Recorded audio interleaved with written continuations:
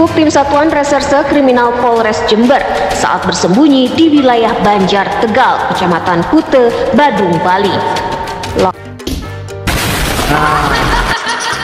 Apakah kamu akan mengatakan Buddha percaya sejarah Kristen? Enggak. Mereka punya sejarahnya. Coba perhatiin guys. Tutorial masuk penjara. Orang ini kita geser ke sini biar tepat sasaran. Bagus. Bagus. Oke. Tepat sasaran saudara-saudara.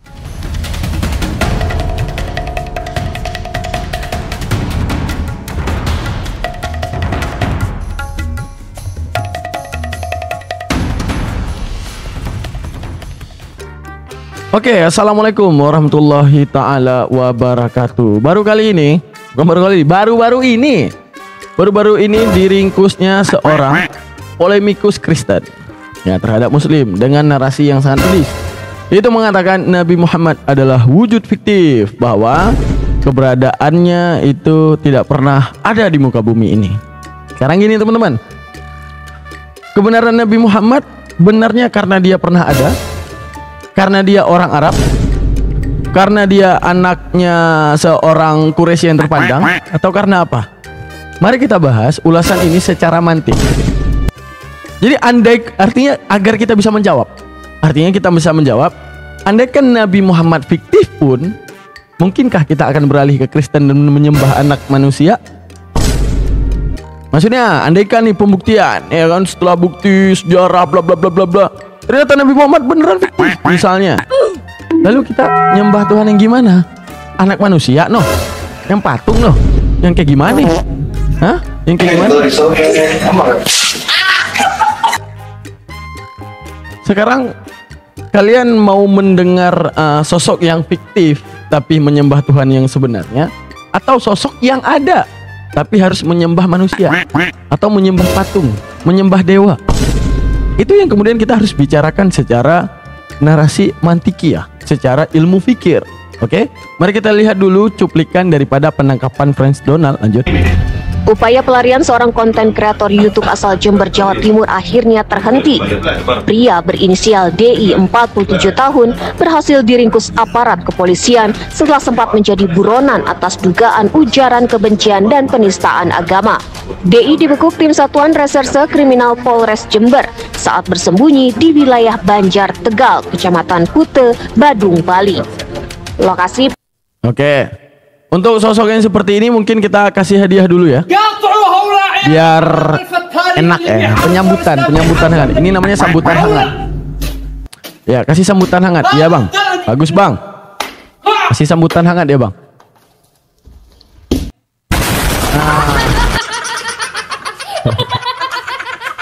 Jadi sambutan hangat ini bertujuan guys, bukan karena narasinya, bukan karena dianya. Ya seorang Kristen enggak. Kita dengan Kristen bersaudara.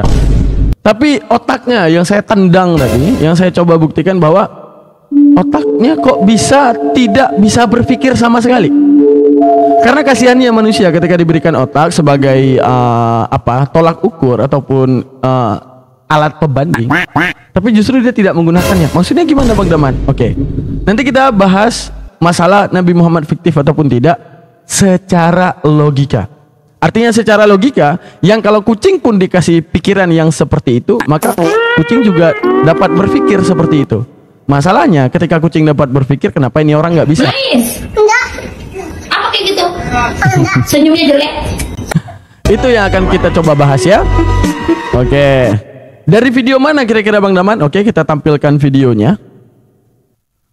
Oke, ini dia video yang dia tampilkan yang membahas masalah Nabi Muhammad fiktif ya, warta kabar baik. Sekarang gini, kalau seandainya Nabi Muhammad memang beneran fiktif, lalu kenapa kita menolak fakta? Lalu kalau seandainya tidak fiktif, kenapa mulut kejinya mau untuk mengucapkannya? Kalau bukan hanya kebencian belaka. Maka pembuktian yang paling penting bukan sejarah, apalagi tentang keagamaan. Ingat, keagamaan itu ada yang namanya peminat dan pembenci. Peminat akan menuliskan apa yang terbaik untuk agamanya, pembenci akan berusaha mengeluarkan statement-statement agar agama itu tidak bisa dipercaya karena perbedaan keyakinan. Maka di dalam narasi sejarah pun akan berlaku sama. Apa yang akan berlaku sama? Bahwa di dalam narasi sejarah itu ada yang sejarawan pro. Arti sejarawan pro, dia akan menuliskan segala terbaik tentang agama tersebut. Ada yang namanya sejarawan kontra, di mana dia tidak setuju dengan perkembangan agama tersebut, tidak ingin melihat agama tersebut bisa tersebar luaskan. Lalu apa yang akan terjadi? Akan adanya narasi-narasi yang sifat daripada narasi tersebut akan memicu kepada sejarah bahwa agama tersebut tidak eksis, tidak benar, dan tidak baik. Itu akan segera keluar daripada narasi tersebut. Sekarang melandaskan kebenaran Tuhan kepada agama, lalu bolehkah? Itu hanya orang yang tidak menggunakan logikanya secara sempurna, yang menobatkan kebenaran agama di atas kebenaran sejarah. Karena tidak ada agama yang tidak meyakini sejarahnya. Islam yakin dengan sejarah internalnya, Kristen pun sama. Apakah kamu akan mengatakan Buddha percaya sejarah Kristen? Enggak. Mereka punya sejarahnya. Hindu juga punya sejarahnya. Maka sejarah Hindu akan mengkonfirmasi Tuhan mereka menolak Tuhan kalian. Maka sejarah Islam akan mengkonfirmasi Tuhannya akan menolak sejarah kalian. Konfirmasi Tuhan Kristen akan menolak semua agama. Konfirmasi Tuhannya Buddha akan menolak semua agama. Lalu dalam pencarian Tuhan, dalam hal membenarkan satu keagamaan, perunutan terhadap kebenaran terhadap sejarah itu adalah penolakan massal oleh setiap akal manusia.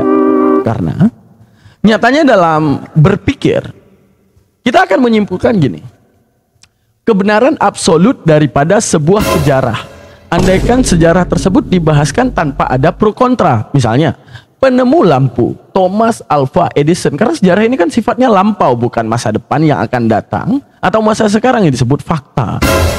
Andaikan adanya pro kontra, ya, kalau seandainya ada persetujuan, ya benar yang menemukan lampu Thomas Alva Edison, ada nggak yang mengkontra hal tersebut? Tidak ada. Maka kalau tidak ada yang mengkontra hal tersebut, sejarah ini bisa diyakini benar dan absolut. Karena apa? Hanya satu pencatatnya. Tapi kalau kemudian perdebatan terjadi, misalnya sosok Yesus dalam literasi Yahudi beda cerita, dalam literasi Islam beda cerita, dalam narasi Kristen beda cerita, menunjukkan apa? Sejarah ini tidak bisa diyakini sebagai landasan utama kebenaran siapa sosok tersebut. Kenapa? Karena ada perdebatan di dalamnya. Beradu daripada yang paling dahulu, Yahudi lebih dahulu menuliskan dengan statement daripada Talmud dan Midrash bahwa Yesus itu anak haram. Itu di dalam Talmud Midrash sesuai kepercayaan rabi-rabi Yahudi. Apakah itu menjadi kebenaran? Belum tentu. Karena ada Kristen yang membahas bahwa Yesus sosok mulia dan dipandang Tuhan. Dan apakah itu benar? Belum tentu. Karena pemandangan di tahun 2025, manusia tidak layak dijadikan Tuhan dimanapun, bagaimanapun kondisinya di tahun sekarang. Maka keluarlah Islam menarasikan dia dengan sosok yang mulia, sosok utusan Tuhan yang tidak bercela, yang tidak melakukan semua narasi buruk seperti dalam Al-Maryam 30. Dalam Al-Maryam 30 disebutkan, qala inni Abdullah atani alkitab wa ja'alani nabiyya wa ja'alani mubarakan aina ma kuntu wa ausani bis salati wa zakati madumtu hayya. Tentang segala keberkahan yang menjadi hamba Tuhan dan menyembah Tuhan. Untuk menunjukkan apa? Di antara tiga ini mana paling logik? Maka Islamlah menunjukkan kelogikaan. Tentang dia seorang hamba, wajar dia manusia. Maka lalu apa akan dibantah daripada seorang hamba yang dia memanjatkan doa kepada Tuhannya dan terberkati oleh Tuhannya karena menjadi rasul, menjadi utusan dan penyampai. Oke. Lalu narasi Yahudi apakah logik? Bisa jadi. Jadi kita berpikir secara subjektif. Secara objektif. Bahwa Yahudi mengatakan tanpa adanya bapak, maka terhukumilah dia dengan hukum zina. Apakah itu logik? Logik. Akan tetapi daripada segelintir kejadian, itu yang akan membantah segala literasi Yahudi terhadap penobatan anak zina terhadap Isa Al-Masih ataupun Yesus Kristus. Karena disebutkan bahwa di dalam Al-Baqarah, di dalam Al-Maryam 35 tentang 34 disebutkan gini, tidak patut bagi Tuhan untuk mengambil seorang anak ataupun menjadikan seseorang menjadi anaknya. Akan tetapi perwujudan Isa lahir tanpa bapak, fa inna ma yaqulu lahu kun fayakun. Kalau akan semuanya terjadi, Allah hanya mengatakan jadi maka semua terjadi. Tidakkah engkau melihat Adam diwujudkan tanpa ayah ibu? Seharusnya kalian harus punya narasi yang lebih keji, lebih daripada Yesus Kristus. Kenapa? Pembuktian tanpa ayah anak zina. Bagaimana dengan tanpa ayah tanpa ibu? Kenapa kemudian Anda bisa yakin hal tersebut? Kenapa kemudian Anda bisa percaya hal tersebut tanpa ada narasi perzinahan? Menunjukkan Islam membahas ke arah yang lebih objektif. Mari sama-sama kita dengarkan narasi daripada Franz Donald. Akankah kemudian bisa dia mewujudkan secara logika atau hanya mengutip daripada sejarawan pembenci Nabi Muhammad dan kemudian menobatkan Nabi Muhammad sebagai wujud fiktif? Oke, mari sama-sama kita saksikan videonya, teman-teman. Gimana dia panel videonya? Oke, lihat. Ini bahwa Nabi Muhammad sesungguhnya hanyalah tokoh fiktif. Fiktif artinya tidak beneran pernah ada sebagai suatu pribadi, sebagaimana yang sekarang diyakini oleh banyak sekali orang. Fiktif artinya tokoh ini adalah tokoh hasil imajinasi atau tokoh imajiner yang tidak sungguh-sungguh pernah ada. Adapun saya, Franz Donald, pada tahun 2007 di kota Batang, Jawa Tengah, saya pernah berjumpa dengan... Tunggu guys. Maksudnya gini. Andaikan Nabi Muhammad fiktif, andaikan. Oke. Udah bener nih, misalnya Nabi Muhammad fiktif, sosok imajinasi. Oke, berarti Islam udah salah ya, gara-gara tokohnya fiktif. Lalu kami harus bertuhan gimana? Nyembah anak manusia gitu maksud lo? Atau kami bikin patung menerka sendiri Tuhan? Atau bikin mesin cuci kami anggap Tuhan? Apa cuma? Hah? Untuk menunjukkan ada kecacatan berpikir daripada Anda, maka wajar kita kasih hadiah dulu ya guys ya, biar sadar. Ya udah kita ludahin, kita kasih sekali lagi ya. Bonus ini bonus. Ini bonus. Kita kasih bonus yang terbaik. Nah, ludahin bang. Aneh aja nih orang nih. Aneh dia berpikir nih. Kasih bang. Bagus bang. Mantap bang, luar biasa. Gitu dong, mantap bang, ya kan? Oke, kita lanjutin. Oke, kita lanjutin narasinya. Dengan Dr. Sumanto Al-Qurtubi yang pada saat itu menjabat sebagai Ketua Nahdlatul Ulama Amerika Kanada. Beliau adalah penulis buku dan juga dosen di berbagai universitas di luar negeri.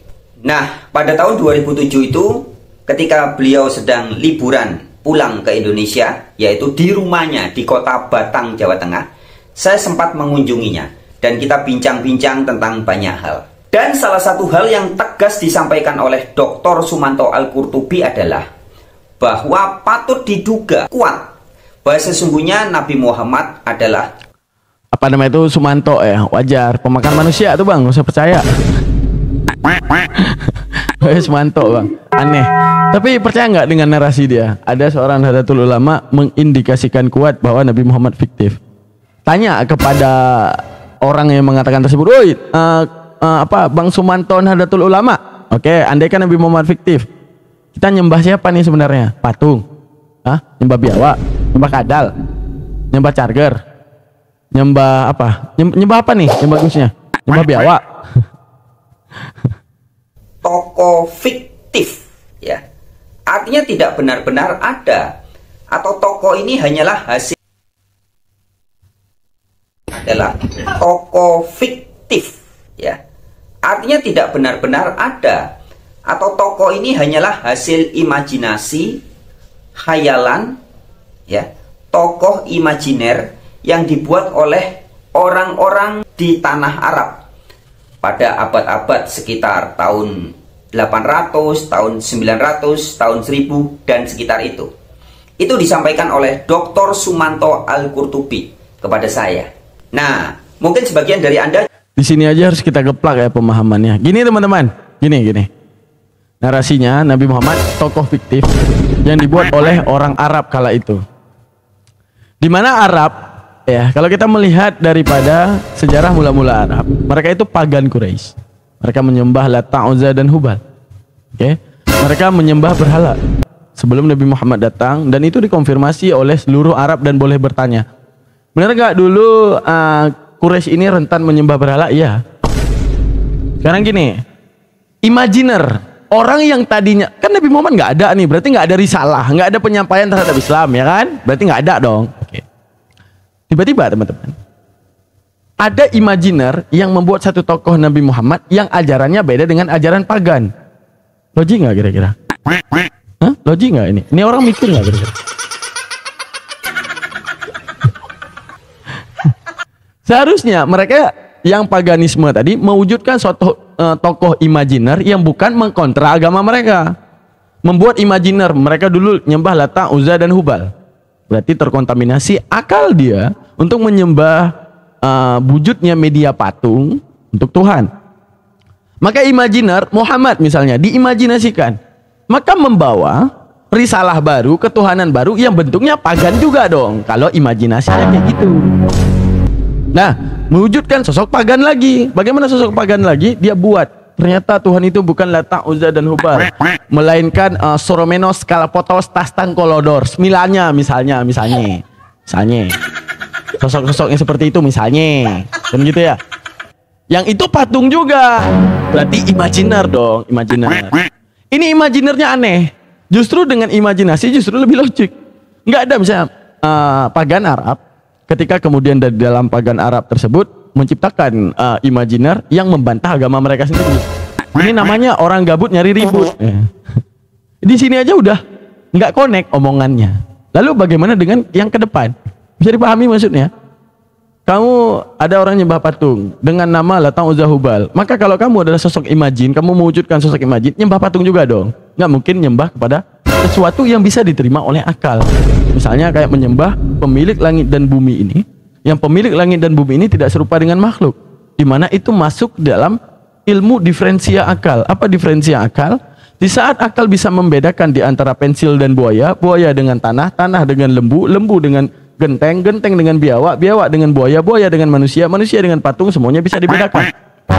Lalu kemudian kata Tuhan juga dikonfirmasi oleh akal, berbeda dengan apapun kata-kata yang ada di muka bumi. Tuhan dan manusia pasti beda, karena tadi bisa membedakan antara Tuhan dengan buaya.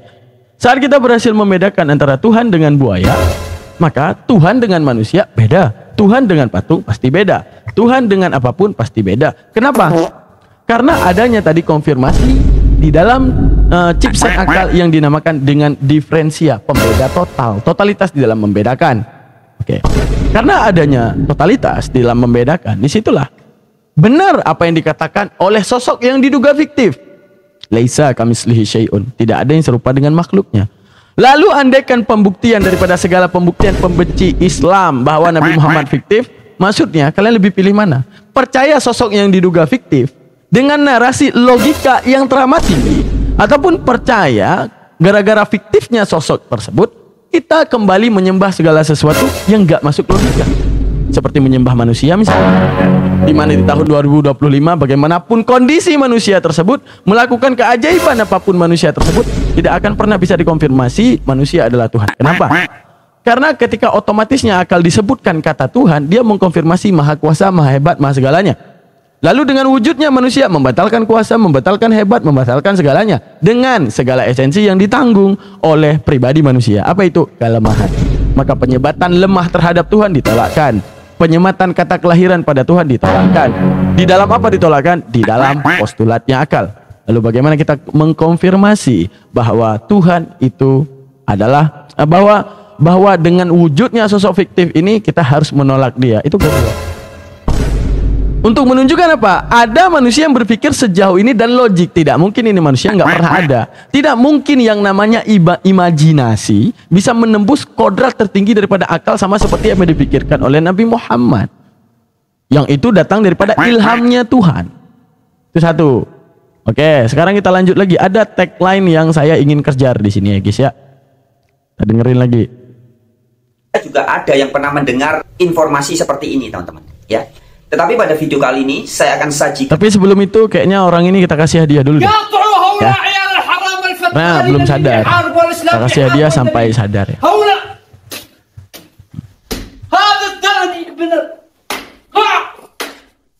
Oke, let's go. Nah, bagus.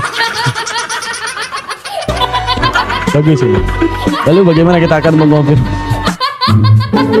Kucingnya, oh iya nih sampai keheran-heranan guys. Kok ada manusia kayak gini? Dia yang kucing aja, hah? Gua kucing nyembah kucing, itu aneh. Misalnya kucing ya. Kucing nyembah kucing, kucingnya jadi aneh gitu.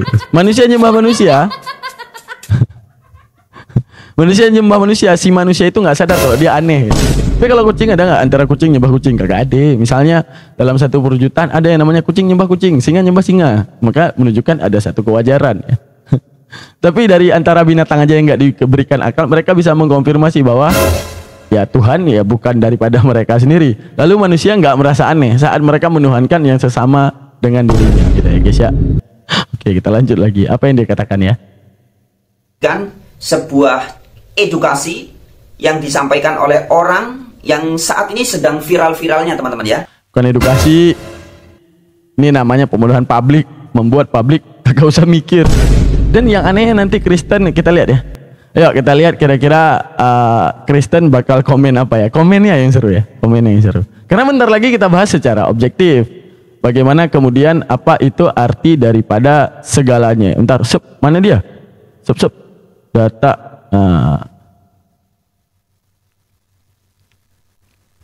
Nih. Oke, mari kita saksikan sama-sama. Kira-kira komenannya apa saja? Sih.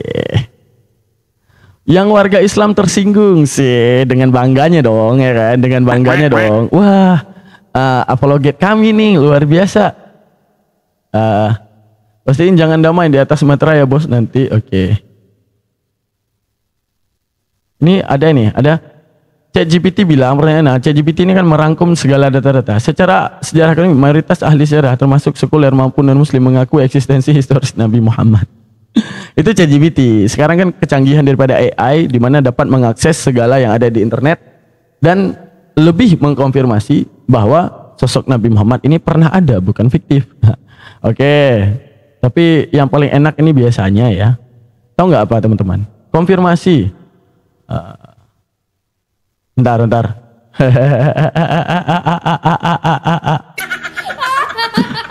Coba perhatiin guys.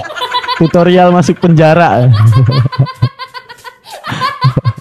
Kode tidak butuh. Memek sambil minta maaf. Standar ganda.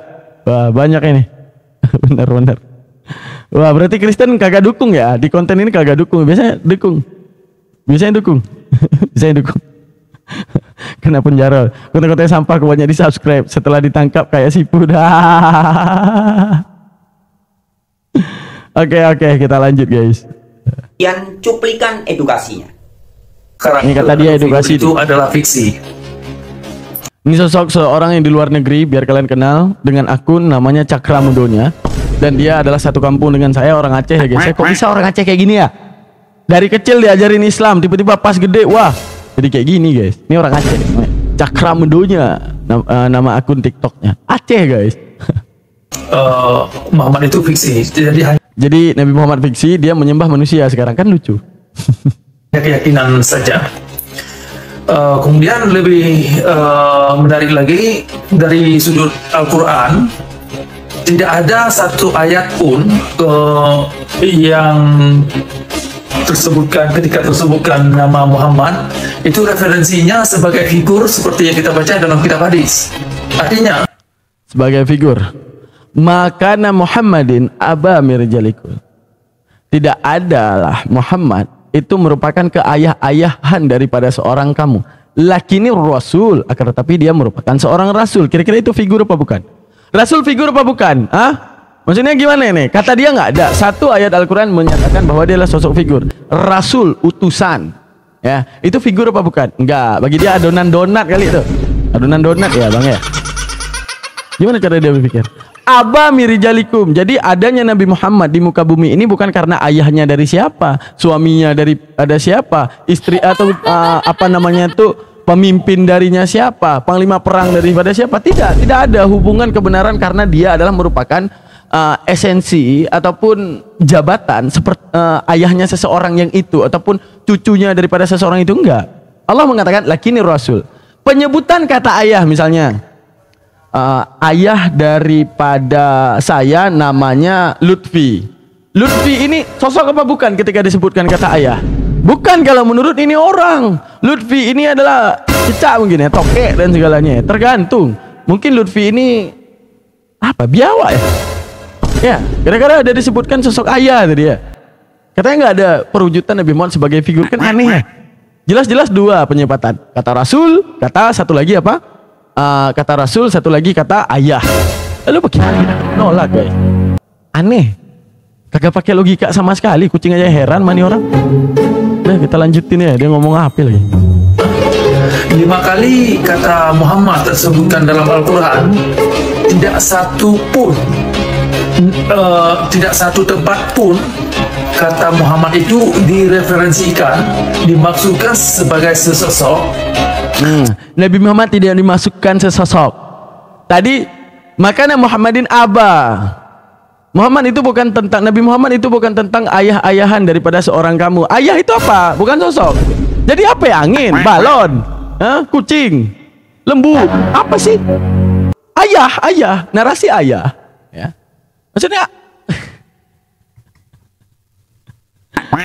seseorang dengan nama Muhammad, ya, dengan nama Nabi Muhammad menjadi ayah. Ayah itu bukan figur kata dia. Tapi apa? Angin maksud lo, gas, helium, rubidium, CO2, cuka, ya, CH3COOH dalam ilmu kimia misalnya, atau sulfur, asam sulfat, apa sih?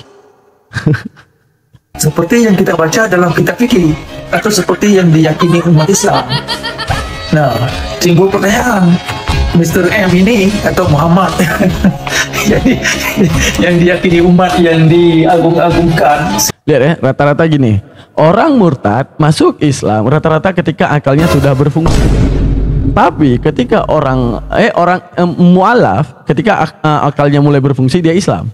Ketika akalnya mulai nonaktif dari Islam masuk ke Kristen kayak gini nih. Ya karena tidak disebutkan dalam Al-Quran sosok Muhammad ini adalah figur. Yang tadi gue sebutin ayah. Muhammad ayah dari seorang kamu. Seorang lagi, ada kata seorang. Aduh. Seorang ini maksudnya apa ya? Adonan. Apa sih? Helium. CO2, hidrogen, apa sih? Bukan seorang, bukan apa? Bukan sesosok, tapi apa? Hidrogen. Bagaimana nih? Gimana cara berpikir nih orang ya? Ya wajarlah dia murtad ya guys ya. Karena di Islam itu mencakup orang-orang yang mau berpikir. Kepada orang-orang yang apa kita bilang ya? Bernapas tapi nggak berpikir, biarin aja. Oke, kita lanjutin ya guys ya. Oke, kita lanjut. Sehingga terjadi banyak pertumbuhan darah dan lain-lain, ya kan, segala kerutuhan yang terjadi oleh karenanya. Berarti orang Islam yang mereka ikuti adalah bayangan-bayangan fiksi Muhammad, ya kan, karena dari tradisi atau kitab fikih itu sendiri yang digambarkan adalah bayangan, bukan karakter yang memang secara arkeologi bisa dibuktikan keberadaan Muhammad itu. Hanya sekedar keyakinan. Dan secara arkeologi gue wujudin arkeologi, tapi sebelum itu teman-teman sebelum itu ya tadi udah kita kasih pelajaran satu orang, ini kita geser ke sini biar tepat sasaran. Oke, sabar ya. Bismillahirrahmanirrahim. Kita ruqyah dulu ya. Kita ruqyah yang tepat. Oke, silakan Bang. Oke, wujudin yang bagus Bang.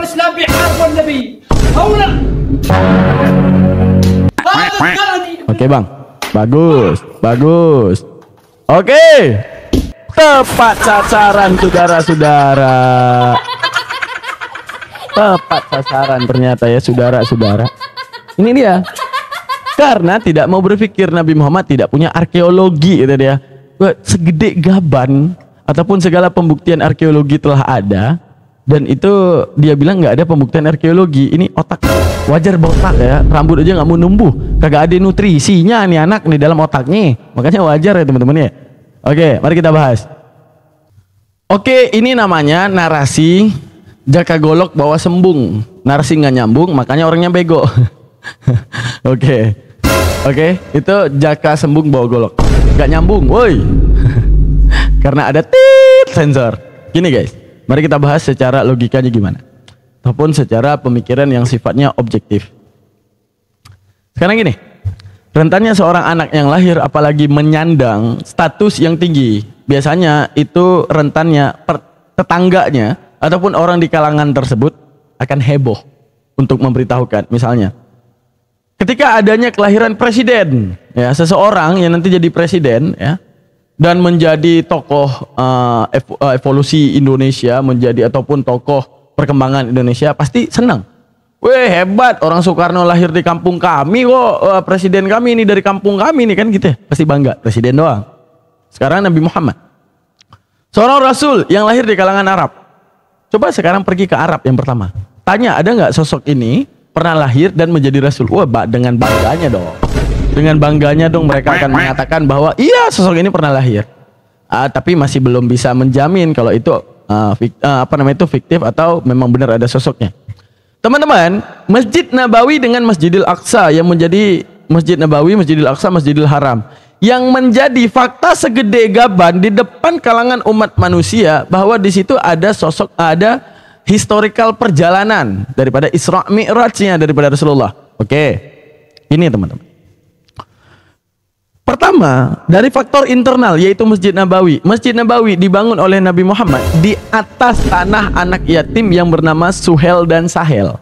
Oke. Situlah terbangun Masjid Nabawi. Yang membangun masjid itu siapa? Yaitu Nabi Muhammad sendiri, dan sekarang boleh ke Arab, Masjid Nabawinya masih cukup gede. Cukup gede itu Masjid Nabawi. Kalian pergi kepada Masjid Nabawi, kalian tanya nih. Orang Arab, ya. Masjid Nabawi ini benar nggak dibangun oleh Nabi Muhammad? Coba tanya orang Arab mana yang bilang bukan. Satu aja. Mau Arab Kristen, coba tanya benar nggak ini dibangun oleh Nabi Muhammad? Arab Kristen aja tahu kalau itu dibangun oleh Nabi Muhammad. Dibangun oleh Nabi Muhammad. Mereka bedanya tidak percaya kalau dia rasul, tapi tahu itu gini. Ada satu bangunan, kalian lebih bisa percaya bangunan ini tidak punya pemilik ataupun tidak ada yang membangun, atau kalian lebih percaya ini punya pembangunnya ataupun ada pendirinya ataupun ada yang membuat bangunan ini? Ya pasti dong, kalian lebih percaya ada yang membangun bangunan ini. Lalu kalau bukan Nabi Muhammad siapa? Kalau Nabi Muhammad fiksi lalu siapa? Siapa yang bangun Masjid Nabawi? No, sejarawan mana yang tulis Masjid Nabawi itu? Karena gini, kalian itu hanya termakan daripada sejarawan yang membenci Nabi Muhammad. Maksudnya gimana? Sejarawan itu namanya juga manusia, punya otak terbatas. Seharusnya dia kalau ingin membuktikan Nabi Muhammad fiksi, lengkap dong, membuktikan bahwa Masjid Nabawi bukan Nabi Muhammad yang bangun. Nabi Muhammad fiksi misalnya. Ya udah, buktiin juga. Masjid Nabawi ini dibangun oleh tangan Rasulullah, bukan Rasulullah yang bangun. Siapa? Wak Utsman. Wak Ilyas. Siapa Wak Ilyas, Wak Utsman? Siapa? Maka karena itu Allah tahu keterbatasan akal manusia yang membuat dia ngomong sebohong apapun terbongkar. Karena dia kurang untuk meneliti hal yang lain, segala probabilitas yang terjadi. Andaikan aku mengatakan Nabi Muhammad adalah wujud fiksi, maka begitu banyak data-data arkeologi, peninggalan-peninggalan misalnya seperti Masjid Nabawi, juga aku harus membuktikan bahwa Masjid Nabawi ini bukan Rasulullah yang bangun. Oke, itu satu. Itu dari internal. Eksternal. Sekarang gini, internal ya yang tadi. Internal, ada nggak? Baru kita bisa bilang sosok Nabi Muhammad ini legenda ataupun fiktif. Bisa jadi iya, bisa jadi tidak. Sekarang gini, Masjid Nabawi dikatakan masjid yang dibangun oleh Rasulullah. Kalau kita pergi ke sana ternyata rental PS, no, misalnya rental PS. Nah, itu berarti adanya identifikasi. Ya, kayaknya fiktif. Kayaknya masih ada kata kayaknya fiktif. Karena apa? Ternyata yang kita temui bukan masjid, tapi rental PS. Bisa jadi klaim doang sebagai adanya masjid. Perjalanan Rasulullah saat Isra Mi'raj daripada Masjidil Haram ke Masjidil Aqsa, dikatakan bahwa Masjidil Aqsa itu miliknya orang Muslim. Nah, miliknya orang Muslim, dan Rasulullah itu melakukan perjalanan Masjidil Haram, Masjidil Aqsa, dan itu masjid. Allah katakan itu dalam Al-Quran. Nabi Muhammad fiktif. Seharusnya Masjidil Aqsa jangan masjid dong. Sekarang jangan masjid dong. Rental PS kayak, rental PS atau lapangan futsal kayak, atau apa. Masjidil Aqsa tuh perkebunan teh misalnya, ya, ataupun perkebunannya suka-suka lah. Ya pokoknya jangan masjid. Nah itu boleh. Ada identifikasi bahwa ini fiktif. Tapi apa yang disebutin semua nyambung, cocok. Masjidil Aqsa yang daripada di luar internal Islam, yang yang sekarang diperebutkan Israel dan Filistin misalnya, diperebutkan. Oke, kita pergi ke sana. Oh, ternyata di sana coffee shop. Enggak, masjid. Apa yang dikatakan Al-Quran berlaku bahwa Masjidil Aqsa itu masjid. Lalu bagaimana? Kalian akan menolak ini. Perjalanan daripada masjid ke masjid, ya benar masjid. Kecuali perjalanan masjid ke masjid, ternyata Masjidil Haram masjid, sampingnya itu rental PS. Itu menunjukkan apa? Itu salah. Berarti ini sosoknya legenda. Apa yang dikatakan ternyata hanya halu doang, ataupun imajiner kayak dia bilang tadi tuh. Imajiner. Oke. Itu pembuktian yang segede gaban. Sekarang Yesus nih masuk ke agama lo nih. Yesus. Sekarang kita masuk kepada sosok Yesus Kristus. Apakah orang Islam menolak Yesus itu pernah ada? Enggak. Apakah Yahudi menolak Yesus pernah ada? Enggak. Yahudi meyakini bahwa Yesus itu ada. Islam meyakini Yesus itu ada. Kristen meyakini Yesus itu ada. Lalu yang fiktifnya apa teman-teman? Tuhan. Kenapa? Gini. Yesus apakah ada sosok fiktif? Enggak. Karena gini. Coba kita pergi ke tanah tempat Yesus lahir. Tanya, apakah Yesus lahir di sini?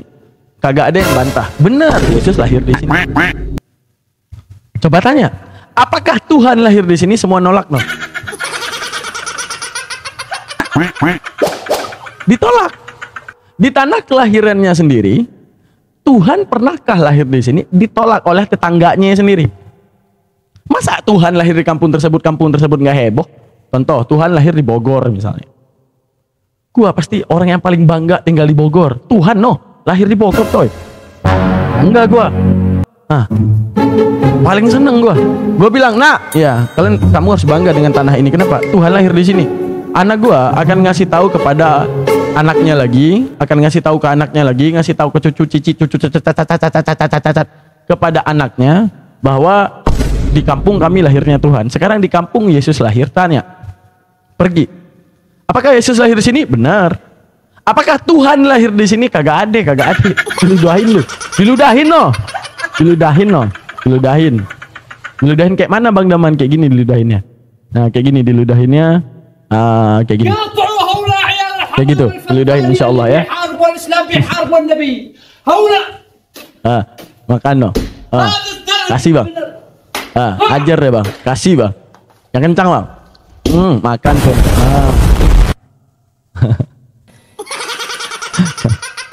Oke, itu.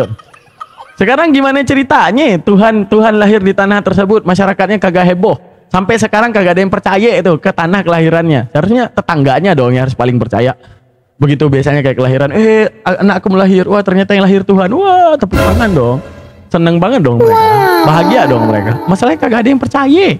Ini yang jadi bukti. Hah? Seriusan lo ngomong ini? Kan gitu. Udah. Sekarang Nabi Muhammad, kita tanya, apakah Nabi Muhammad lahir di sini? Benar. Sampai sekarang seluruh Arab bilang, iya, Muhammad pernah lahir di sini. Buktinya apa? Masjid Nabawi, gede banget tuh, yang dia bangun sendiri. Kagak ada yang membantah Masjid Nabawi dibangun orang lain. Wa'liyas, Wa'leman. Kagak ada yang bilang Masjid Nabawi dibangun oleh Wa'leman. Kagak ada. Yang ngadi-ngadi lah lo. Kagak ada hal tersebut ya. Sekarang sosok Nabi Muhammad udah dikonfirmasi sebagai wujud yang pernah ada oleh masyarakat Arab. Sekarang benar nggak Rasul lahir di sini? Coba tanya ke orang Arab. Pasti bilang, iya benar. Rasul utusan Tuhan lahir di sini. Benar. Sekarang ke kampung Yesus nih, tempat Yesus dilahirin. Benar nggak Tuhan lahir di sini? Kagak ada yang percaya. Dia pergi dah.